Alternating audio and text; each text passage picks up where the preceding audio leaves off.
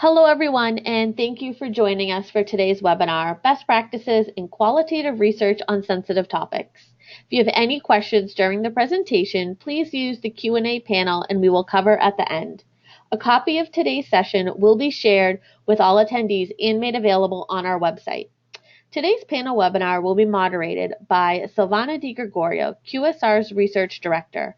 As a published sociologist, Silvana has used NVivo and its predecessor Nudis since 1995.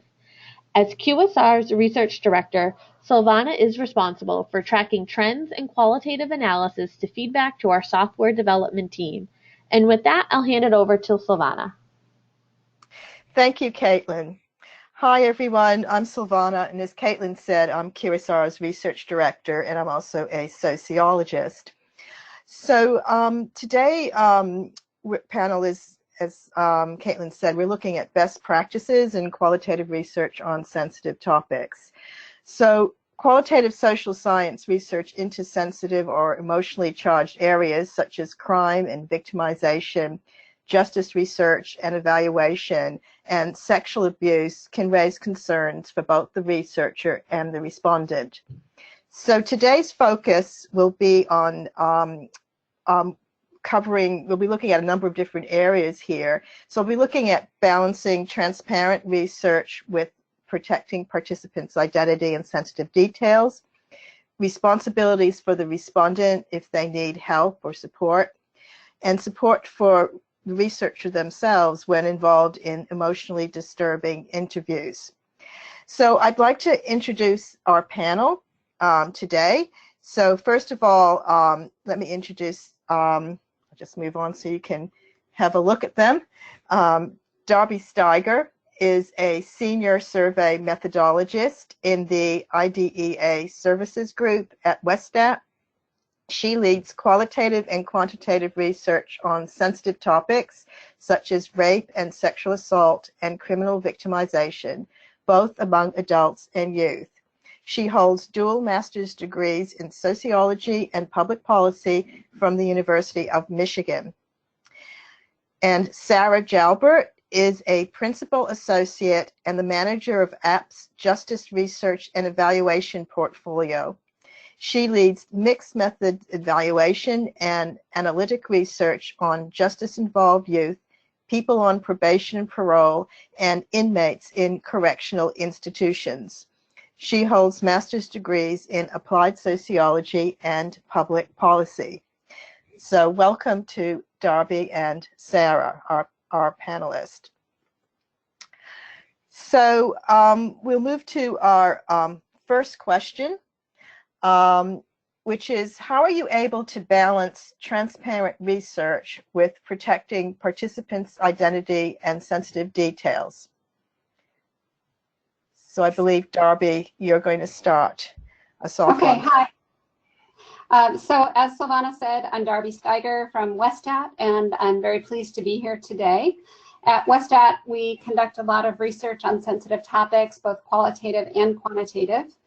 And while our survey research industry has strict procedures for how to maintain respondent confidentiality and ensure the privacy of survey participants with quantitative data collection, these guidelines are not always as clear for qualitative data. So at Westat, we have developed guidelines in the past few years for protecting qualitative data that our IRB, our Institutional Review Board, requires us to follow. So we do this through three key steps. The first is during the informed consent process. The second is when compiling the data. And the third is in reporting.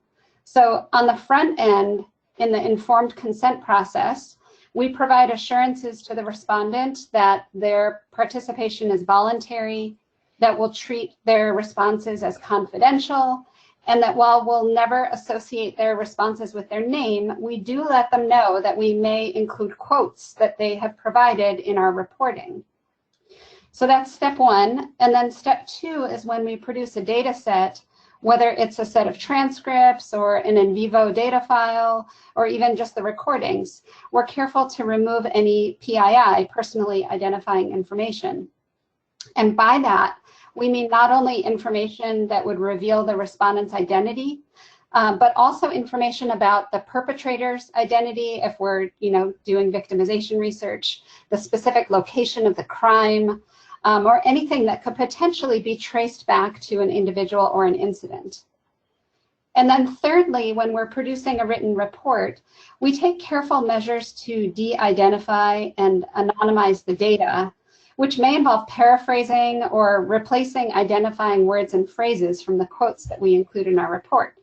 But the goal is to ensure that the quote can never be traced back to the individual. It would not be recognizable to the individual or anyone who knows the individual if they happen to read a publicly released report. So on the next slide, Silvana, if you could go to the next slide, we'll show an example of how we have redacted details from an incident without sacrificing the core essence of what happened during the incident. And this comes from a large national study of rape and sexual assault victims, in which respondents were asked to provide a narrative of what happened to them. And we included some of those narratives in our report to our client, but we wanted to be careful to de-identify the stories. So here you see the original quote, which has a lot of detail about the situation that the victim was in, and details about how the perpetrator, sexually assaulted her. And so what we did then was we redacted that quote down to what we felt were the elements that were just the critical components that helped us to characterize the basic aspects of the incident. So those are the kinds of things we do when we're reporting quotes on particularly sensitive topics that are going to be in reports that will be released to the public.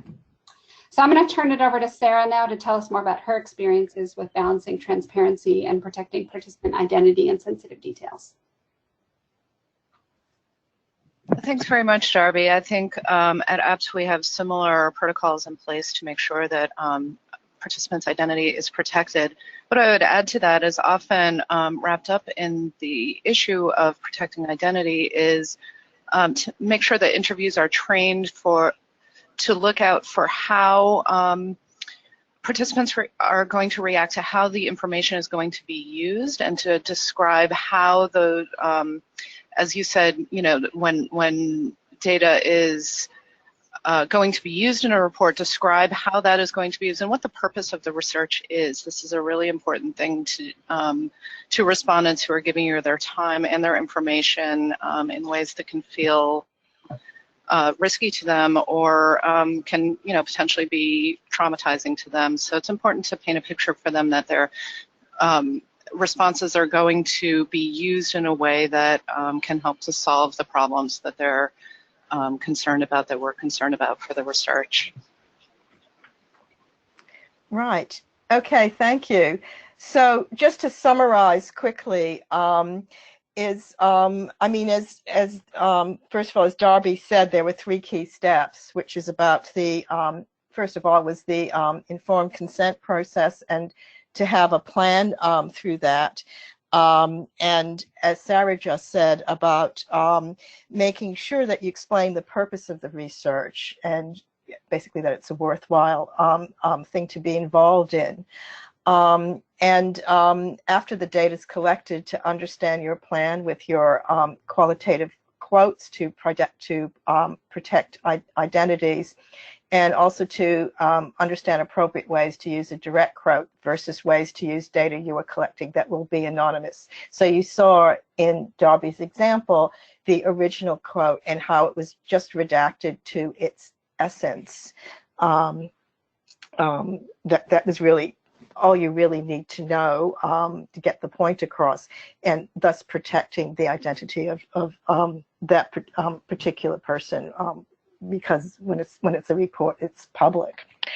So right, so I'll just move on to the next question, which is what if the respondent needs help or support during the interview? So I think Sarah was going to start on this. So this is a really key issue when doing qualitative interviews on sensitive topics.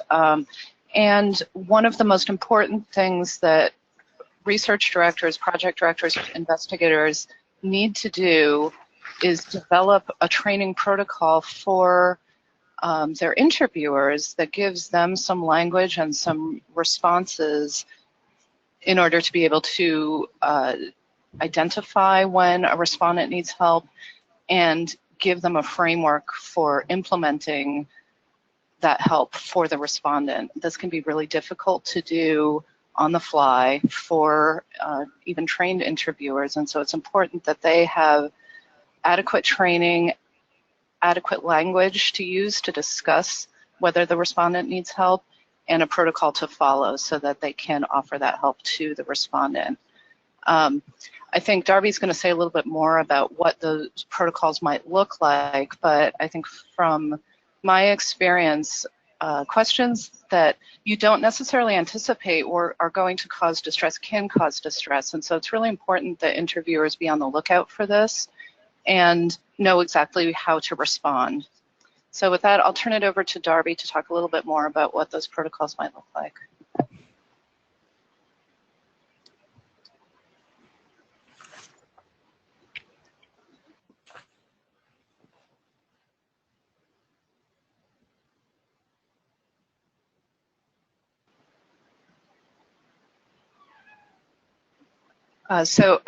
Darby, did you want to talk about the... Oh, I'm sorry. I was on mute. I apologize. All right, you can just back up a slide, Silvana, and then I'll get to this in a moment. Okay. Okay. So I was saying that the very first thing that we do before we start an interview is just to kind of anticipate what's going to happen. So we generally have a bottle of water and a box of tissue on the table, you know, inconspicuously, and we don't make a big deal out of it, but it's just there if the respondent needs it. And then during the interview, we, as Sarah was saying, we train our interviewers to be observant of the respondent's emotional state and to know how to respond if the respondent should become distressed during the interview. So on the next slide, now we can go forward, I'll show you a little bit of the information that from our trainings that we use. So first, we know that respondent distress manifests itself in many ways. And as you see on the left-hand side, it's a continuum of emotions. And so a mild or a very neutral response might be sniffling or getting teary or having a little catch in their voice. Whereas a low to moderate level of distress might look like active crying, feeling zoned out, having a shaking voice. And then an elevated level of distress may be sobbing, uncontrollable crying, flashbacks, rage, or even expressing a threat to harm oneself or others. So we train our interviewers, and you can see on the right-hand side what it looks like when we train them, that we train them to recognize the distinguishing features of each of these levels of distress, and then to tailor their response to what they are observing in the interview. So in all these cases, we want our interviewers to be nuanced and appropriate and intentional with how they reply. So generally, if the interviewer notices the respondent exhibiting any signs of distress, we ask them to check in with the respondent, first of all, to see if they are okay to continue the interview. And depending on how the respondent reacts to that question, they might pause the interview to give the respondent a moment to collect themselves and recover, at which point they'll ask, "Are you okay to continue?" And they may continue with the interview. If the respondent prefers, at that point, the interviewer can end the interview and offer resources to the respondent. And in the sort of most difficult situation, which is extremely rare, we have respondents who threaten to hurt themselves or to hurt someone else. And in those cases, we'll stop the interview immediately and we'll connect the respondent to a live counselor through an organization like a domestic violence hotline. And so we train our interviewers on how to do that because it's not necessarily straightforward for what to do. So we train them to, with the respondent, they make the phone call, they introduce themselves to the hotline representative and they say, "I have someone here with me who'd like to talk to you." They hand the phone over to the respondent and then the interviewer leaves the room and gives the respondent privacy. If we're recording the interview, we stop the recording at that point. And then what we do immediately afterwards is inform our IRB about what happened so that they can make sure that we followed procedures correctly and give us guidance in case similar issues arise in the future. On the next slide, On all of my projects that are sensitive, we provide respondents with a list of resources at the end of the interview that they can connect with various national hotlines or sometimes local resources too, in case they need support after the interview. We provide this to all respondents, even if they don't seem to have been upset by the interview. And these examples here are what we use for our crime victimization research. And you can see on the right-hand side, we have a list of resources specifically geared towards youth. And so we have procedures for how we provide those resources to the kids. We give it to the parent or the guardian who brings the youth to the interview during the parental consent process, because we want to make sure that they are aware of what we're going to be giving the child. And then we also give a copy to the youth at the end of the interview. And then just a final consideration, if we're doing remote interviews, we'll mail a copy of the resources to the respondent with their incentive payment. But we also offer to read the resources out loud in the moment at the end of the interview in case they feel like they want to connect with someone in the interim before they receive that incentive check. So Silvana? Go ahead. Okay, I was just going to say thank you. I'll just summarize. Right. So, I mean, the important thing here is to develop a training protocol.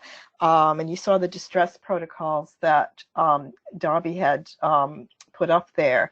So it's to train the interviewers to recognize and respond appropriately if the respondent needs help or support during the interview. And of course, what's really important is to have the correct language and to be prepared to know what to say, what's appropriate, what's nuanced in the situation. So, for instance, it sounds as if you need help, or I'm concerned about your safety, or I'd like you to talk to someone who may be able to assist you. And also, if you feel it's warranted, you know, if they want you to call someone on their behalf. And you saw the list of resources, both national and local, and this should be covered right at the beginning in the consent process and in the consent form. And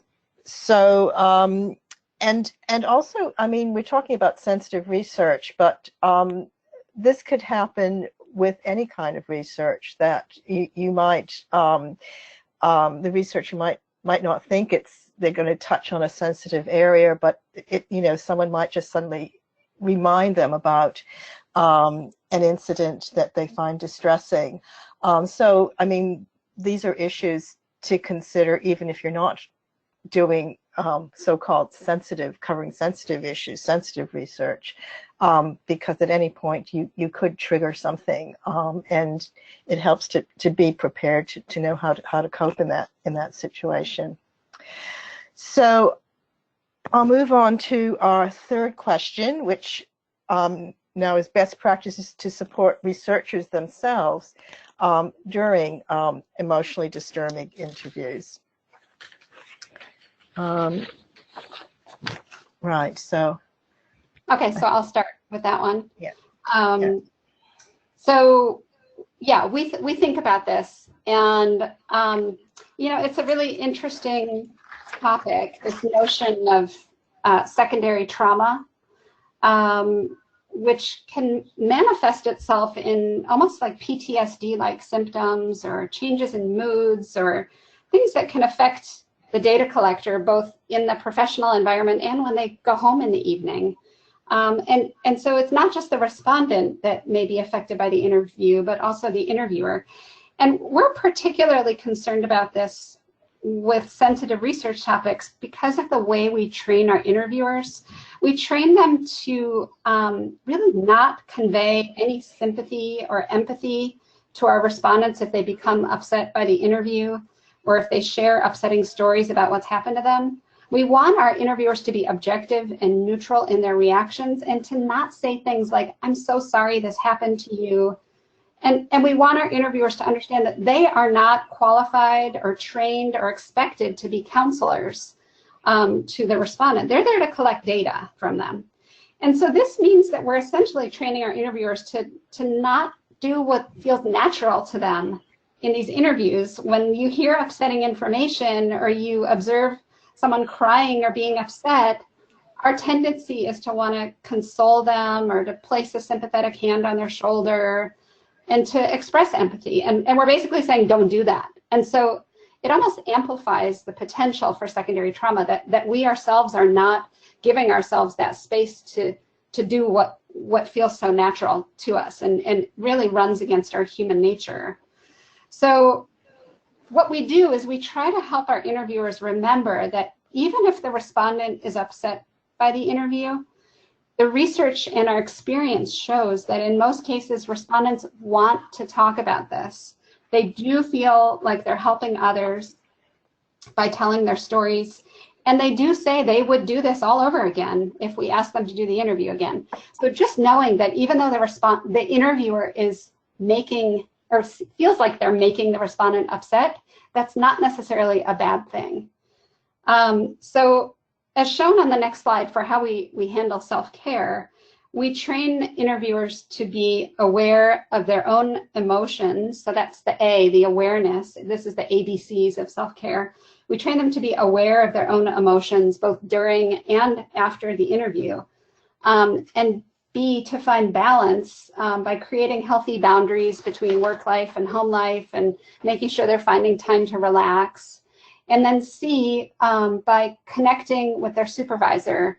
And we recommend weekly check-ins where they may not be talking about their experiences, but that they have that opportunity to share experiences if they want to. What we want to avoid is people going home feeling really upset about the interview they just conducted and then telling their spouse or their friend all about it and potentially risking that they're sharing PII with their friends and family, which they really should not be doing. So we like to encourage those regular scheduled conversations with the supervisor so that they have a space in which to talk about what they're experiencing. And we've gotten feedback from our interviewers on this approach, and they've told us how much they appreciate having this information and the rigor that we spend on training them around this. And while significant emotional distress rarely has come up in the interviews, our interviewers are very, very appreciative that we have prepared them to deal with these types of situations. It's much better, they say, to be fully prepared than to be caught off guard and just not know what to do. So I'm going to turn it over to Sarah to have her share some of her experiences.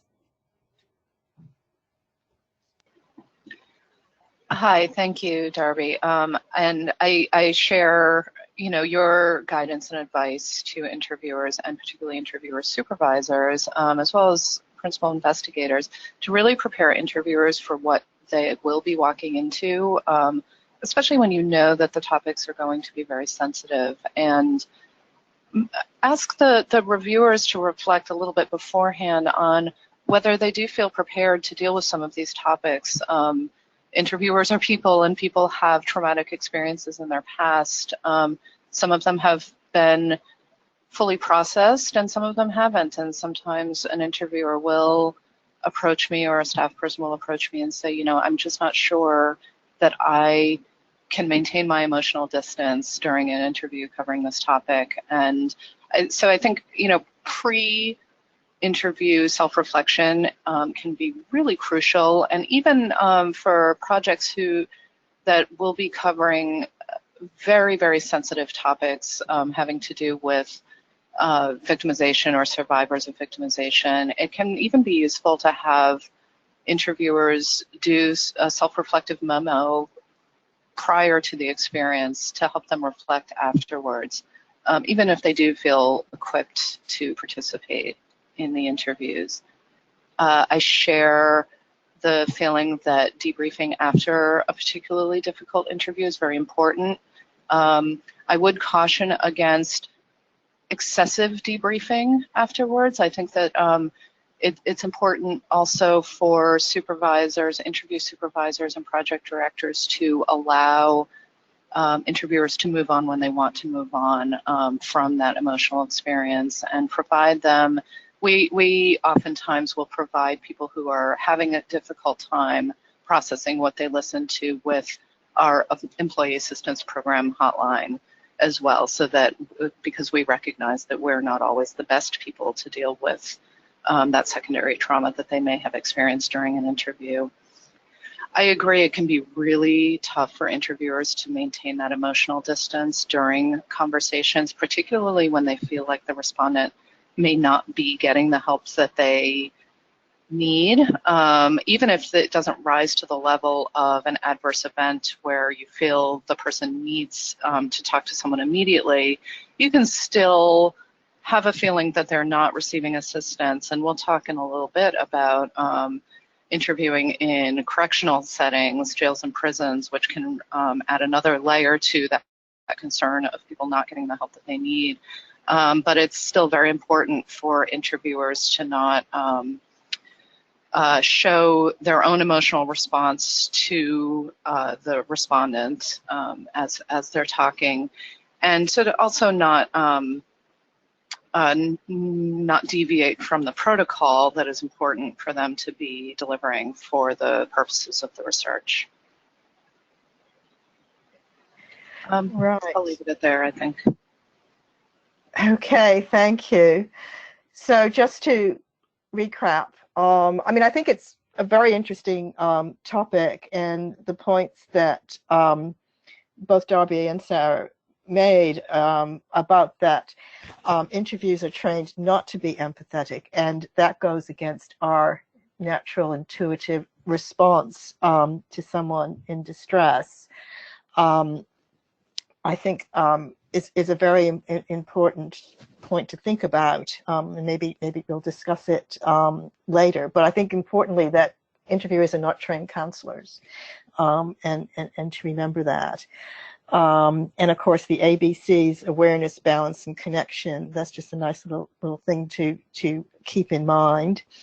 So basically, it's about training researchers with self-care techniques, including how to handle yourself during interviews, and when also you need to seek help, and how to protect identities when seeking help, and also to think about whether the interviewer themselves have experienced trauma in the past, as Sarah had, and this idea of a pre-interview self-reflective memo, whether an interviewer to think about, well, can they handle going into this setting? Are they emotionally sure of themselves that they can deal with it? I think is also very good advice to hang on to. And yeah, so that you can sort of think ahead of time what could happen early on in your research, so you can develop contingency plan as well. So I'll just move on to the final topic that we're talking about, which is best practices during sensitive interviews. And I think Sarah is going to lead on that. And I think it's particularly, I think, in the context of is it prison research and in dealing with youths.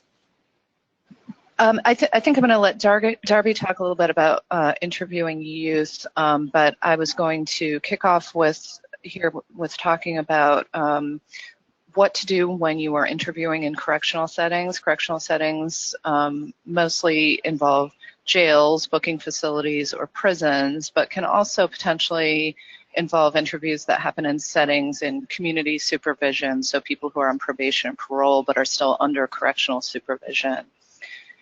And of course, anybody who has prepared an IRB application knows that this is a special class of vulnerable population, and that is because they are literally under correctional control, and their agency and freedom to respond can sometimes be compromised, and to provide informed consent can sometimes be compromised. So, of course, any research with vulnerable populations should be reviewed and approved by an institutional review board. But it's also important, I think, for people designing the research and implementing the research to keep in mind what kinds of issues interviewers may face when they are interviewing inside correctional institutions. And those can range from special disclosure risks related to incarcerated populations. So what is not particularly risky for people who are not in an institutional setting can be risky for people who are. There are, of course, rules that govern their behavior inside a correctional institution, and asking them in particular about things that might be rules violations can be very risky for people to respond to. But there are also special safety concerns for people who are in correctional institutions, and it's very important for interviewers to keep in mind what those might be, depending on the nature of the research. The topic can be related to the offenses that the person being interviewed was convicted of, and whether those offenses are put them at higher risk for violence or other kinds of retaliation within the prison setting. But there are also risks having to do with what they may report to you while they're in an institutional setting. And so it's, again, very important, as with all sensitive interviews, to have a protocol for responding to those kinds of issues. But in particular, in correctional settings, it's important to understand how that protocol may fit into the larger framework of the correctional institution. There are also special confidentiality risks having to do with people who are in correction institutional settings.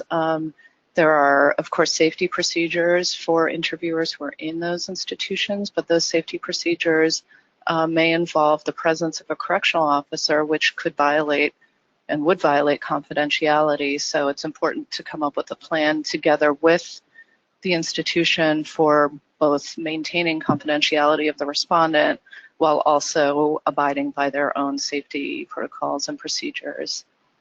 There may also be special limitations on what interviewers are able to bring with them when they go in to these settings. So we talked about providing lists of resources.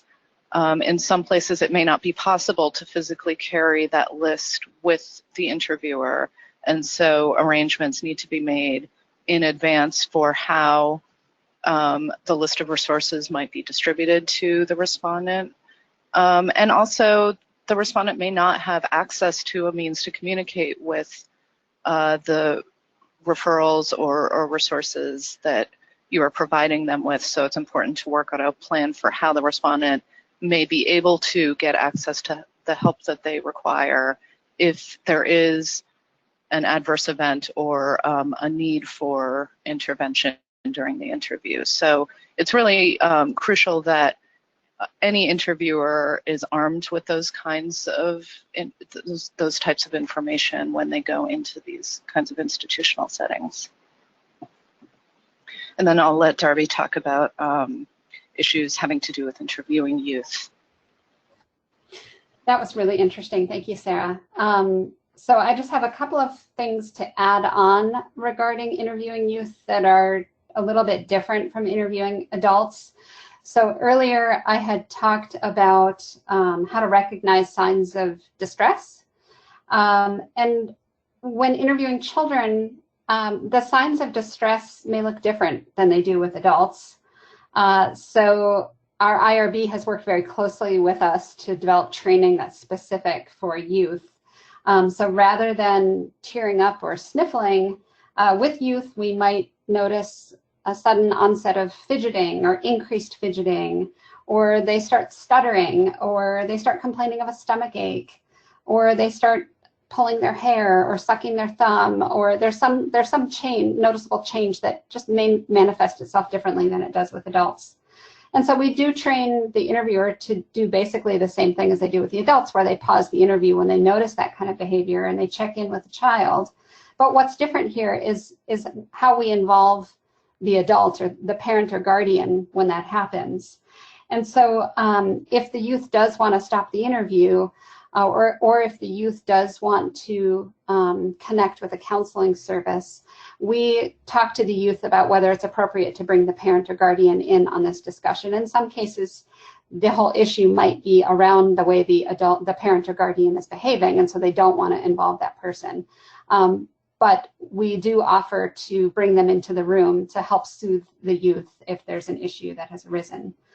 And of course, in the informed consent process, the parental consent and the youth assent process, we let both parent and child know that these are the different types of topics that we're going to be discussing in the interview, and it is possible that the youth may become upset by the interview, and that we will be providing resources, and you know, if appropriate, we'll bring the parent in to help the child if they become upset.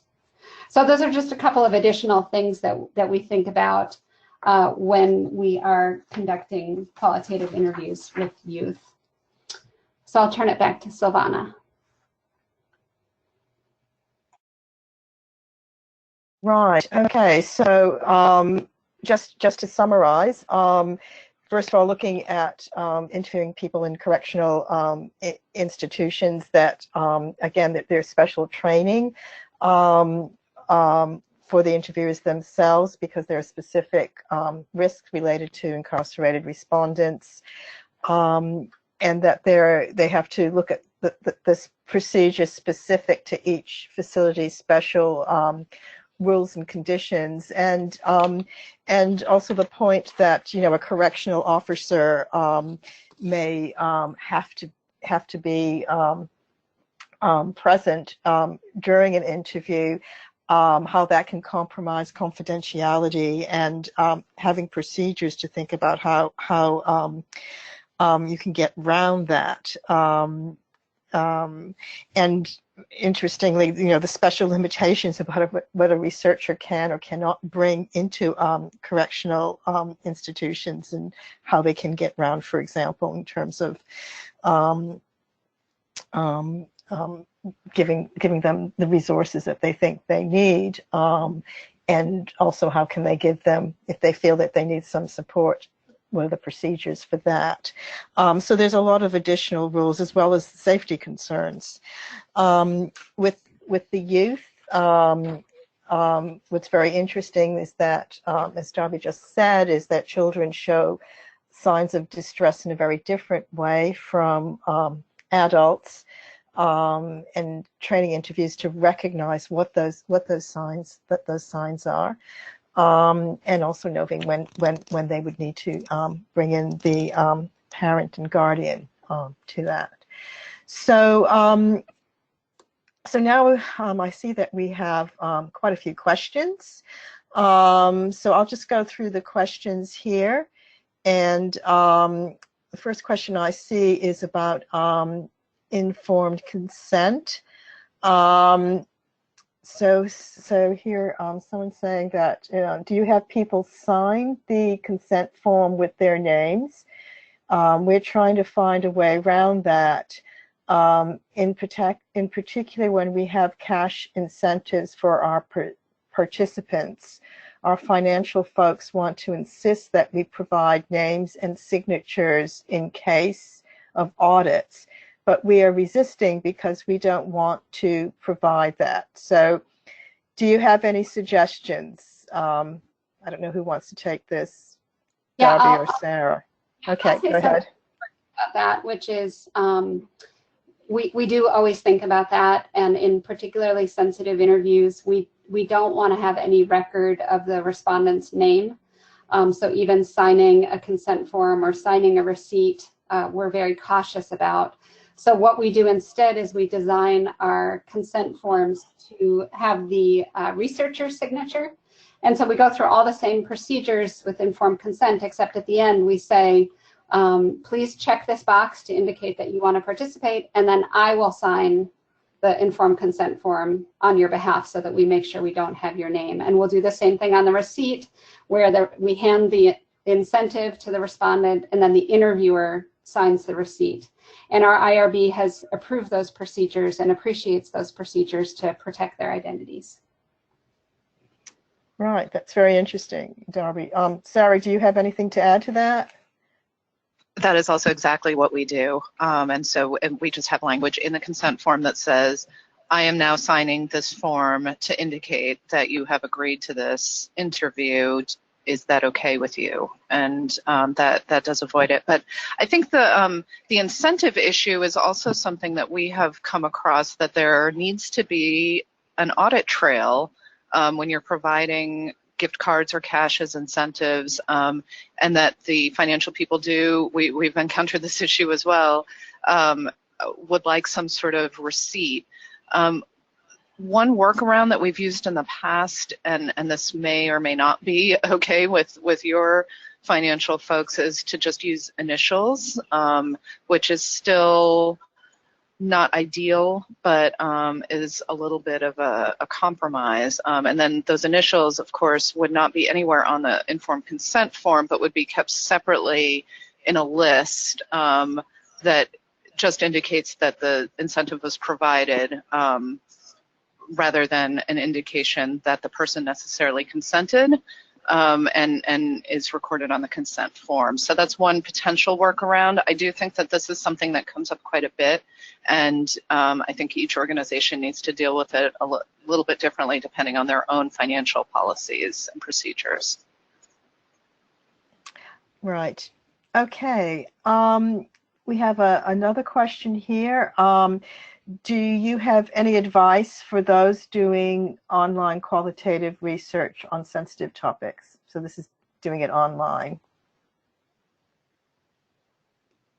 I would say I guess it depends on the nature of the research, because we do sometimes do online qualitative research through WebEx or Zoom or some kind of video conferencing.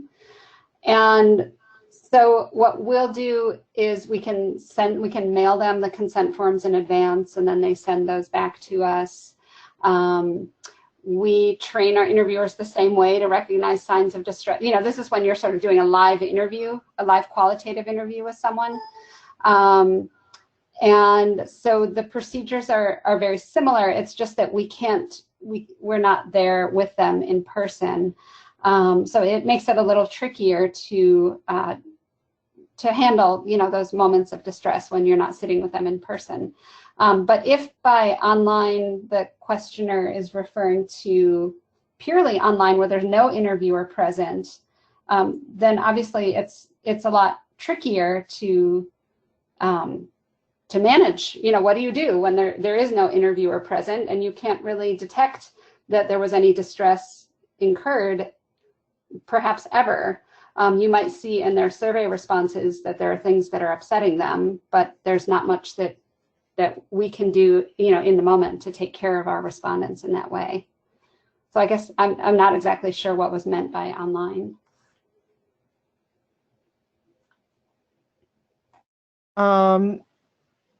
Sarah, do you want to add anything? And I think it was Martha who asked the question. So Martha says it's Adobe platform, is I guess what you're using. So I assume that means that an interviewer would be present. I don't know if you want to add any other comment, Martha, to that. And the sensitive topic is teen dating and violence.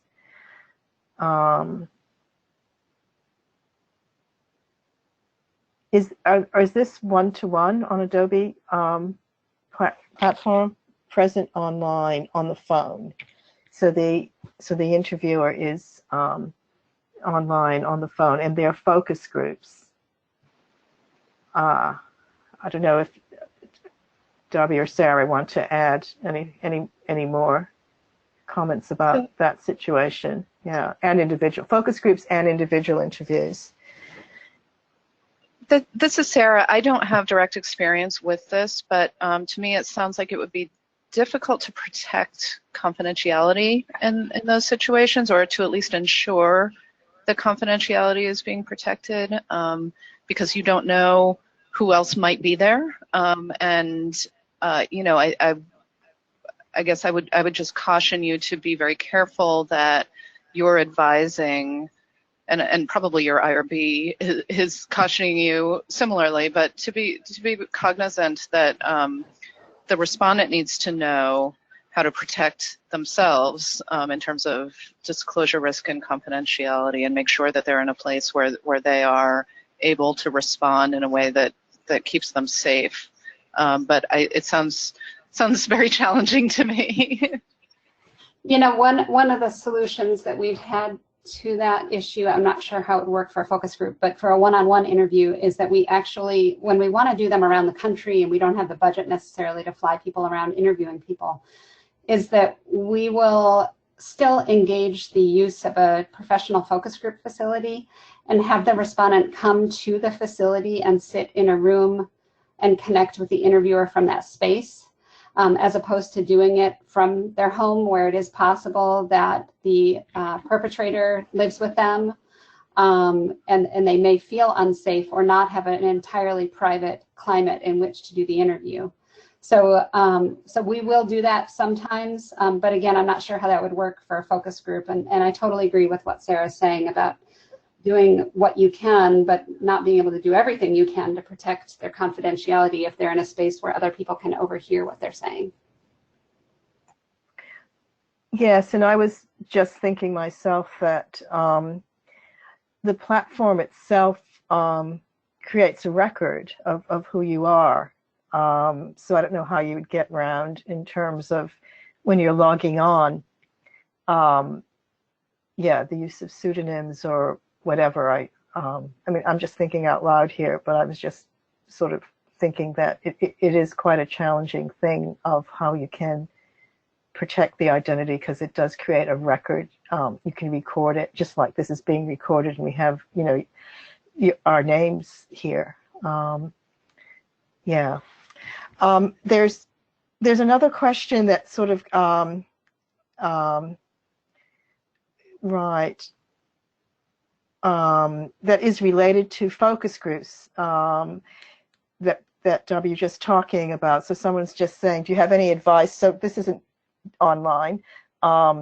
This is face-to-face. Do you have any advice or thoughts about performing focus group discussions on sensitive topics?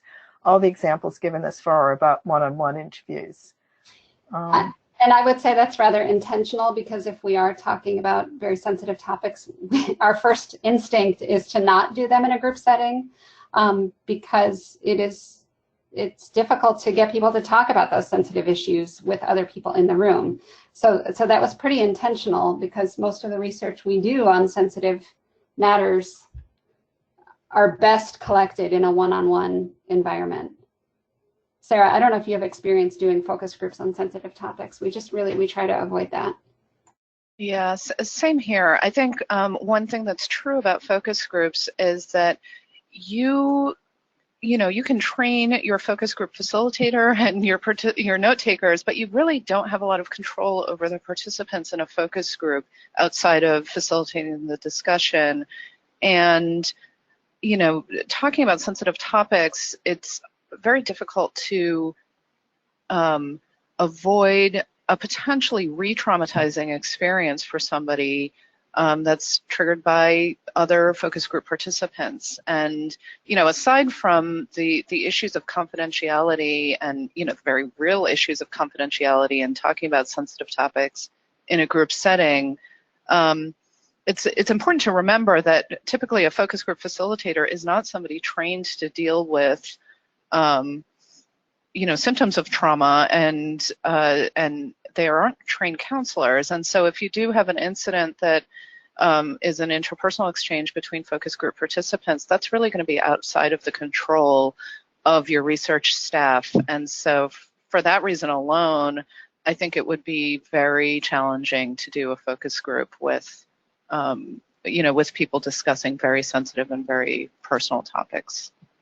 And, you know, one of the other things I do is train focus group moderators. And so what I train them is that if you're not doing a focus group on a sensitive topic, but someone sort of goes in that direction and starts sharing a very personal story or maybe something that is upsetting to them, we train the moderators to, in a respectful manner, allow them to say what they want to say, but then really try to redirect the conversation back to the topic at hand without really kind of injuring the tone and the mood of the group.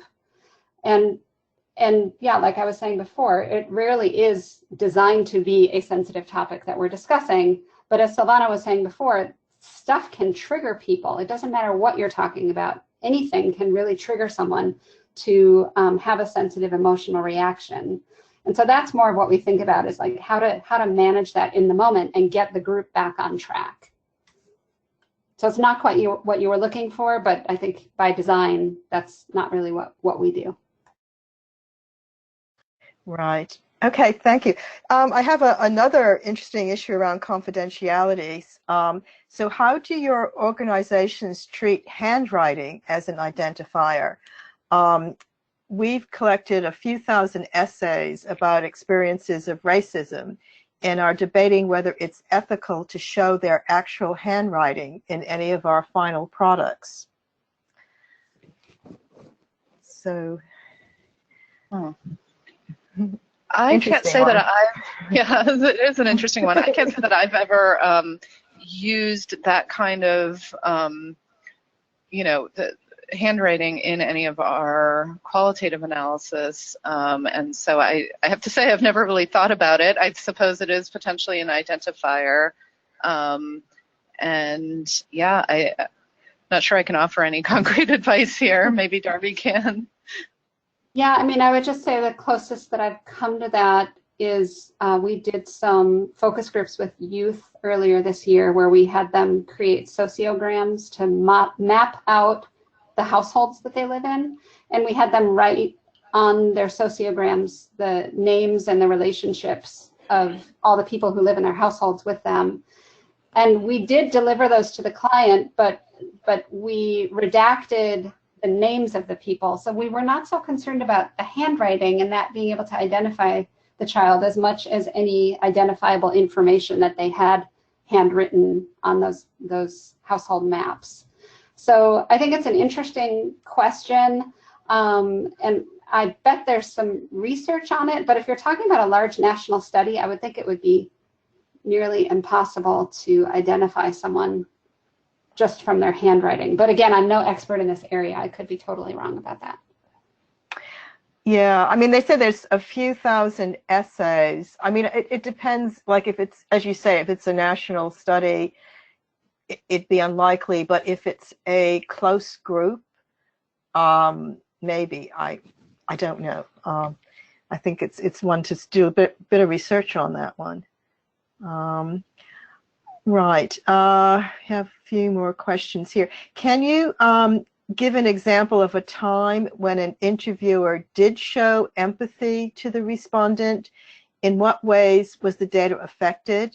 It is assumed that the researcher told the respondent that they are not counselors. So have either of you can give an example of when the interview did show empathy? Well, I'll share a story from the time before I was really trained in how to do this. So I did show empathy to my respondent, and it was on a topic that was not at all expected to raise sensitive concerns, and so it really caught me off guard. But it was about evolution versus creationism. And my respondent became very upset during the interview because this discussion reminded her of a former boyfriend who had died of cancer, and he was a really strong evolutionist, and she started crying in the interview. And I was caught off guard, and I had not been trained in this area. And so I did show her empathy, and it totally derailed the interview, which it might have already had the potential to do that had I followed protocol. But it derailed the interview because she became very upset, and I gave her the space to talk about it, and that only made her talk more about it, and after a few minutes it just became apparent we were never going to get back to the topic of the survey. So my experience in doing that was not successful at all. Sarah, I don't know if you've had any experience doing that. I also have an experience from many, many years ago, and it was already a potentially sensitive interview, but it did get derailed in a way that I didn't expect. Similarly, that I was asking the respondent for some important dates to help anchor their memory. And this was actually not during the full study implementation, but during a pilot interview. And the respondent gave one of the dates as the date of receiving some really devastating health news, and then became very, very, very upset in a way that I was not expecting. And I did show some empathy, kind of in a very typical way that people would be likely to do if a personal acquaintance shared, a devastating healthcare diagnosis. And I think this particular respondent wasn't very talkative, and he didn't say much after that. And I wondered at the time if he didn't say much because I had a clear emotional reaction and he didn't want to kind of get into it. And so I think it derailed the interview in a different way, in that he sort of closed down and didn't say anything additional.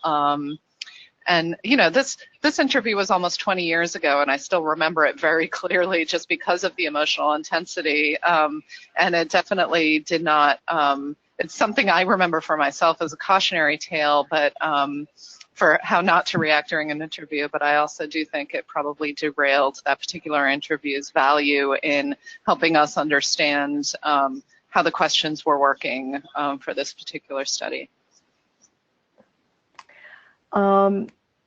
Right, thanks. I'm just seeing that I think there's a follow-up question. So,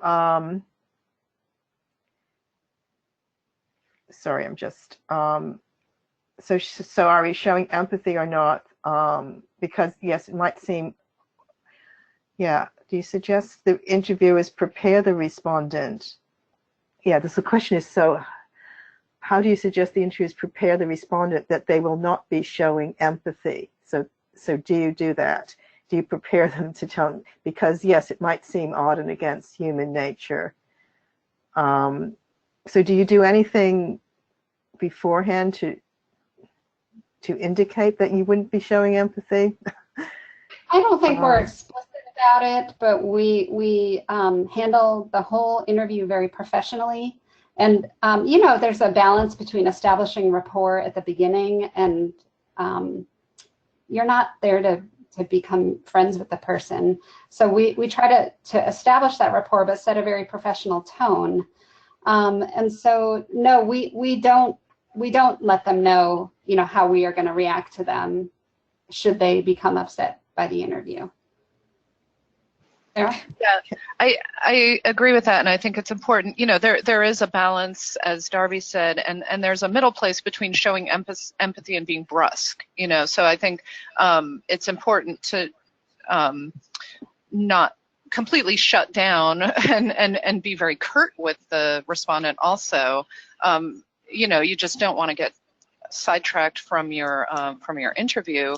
And so it's not a matter of preparing the respondent to say, I will have no emotional reaction. It's more a matter of how you handle yourself throughout. And again, as Darby said, be very professional, be human, but don't necessarily allow the discussion to kind of get sidetracked into an emotional place, or a place that isn't necessarily part of the interview protocol that you're trying to follow during the actual interview itself. Right. So I want to mention NVivo here, and just to tell us, how you use, or if you use NVivo to track sensitive issues that occur. Such as when you have transcribed an interview and when a respondent gets upset at a certain point. How do you handle that in the software? I guess I'm speaking more hypothetically, because with all the things we've discussed today, it really doesn't come up that often that respondents become distressed enough that we need to document it in our reports. But the way we would handle it in NVivo is to create a special node in our coding scheme to to basically code the fact that this was the point in the interview when the respondent became upset. And then we could analyze that node and try to understand if it was a common point in the interview that upset people, or what the range of questions were that were particularly upsetting to people. Sarah, do you have anything to add? Yeah, I agree, and I think it depends on the stage of the research that you're in. You know, if it's a full implementation, and this is something that came up quite a bit in the study, then I would, you know, recommend that our coders come up with a node as Darby suggested.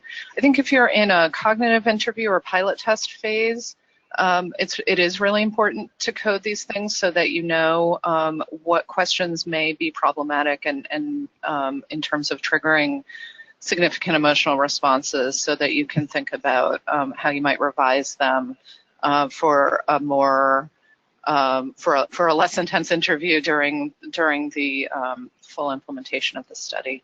And that's more of an issue probably for larger scale surveys than it is for qualitative, you know, in-depth qualitative conversations.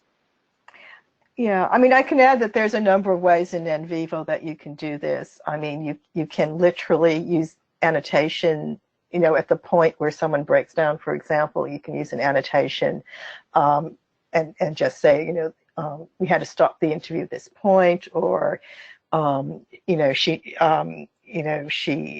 her voice cracked at this place, that sort of thing, to indicate the points. So you can do that with annotations in NVivo.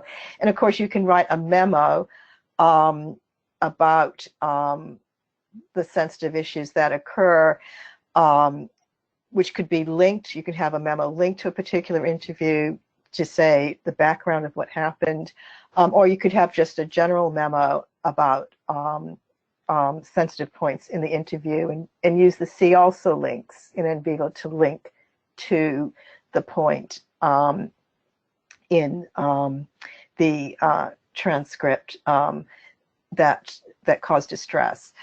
But we will be sending some material afterwards that sort of more sort of NVivo specific of what you can do in NVivo to track this sort of information. So I think we're at the top of the hour here. So yeah, Silvana, I think we can sign off here. I just wanted to thank everyone for joining us today, and a huge thank you to our panelists, Darby and Sarah, for sharing their experiences and thoughts in these areas, and of course to Silvana for leading this discussion. As we said, we will be sharing a recording of this webinar after, and it will be available on our website. So thanks again, everyone, and have a great day. Thank you.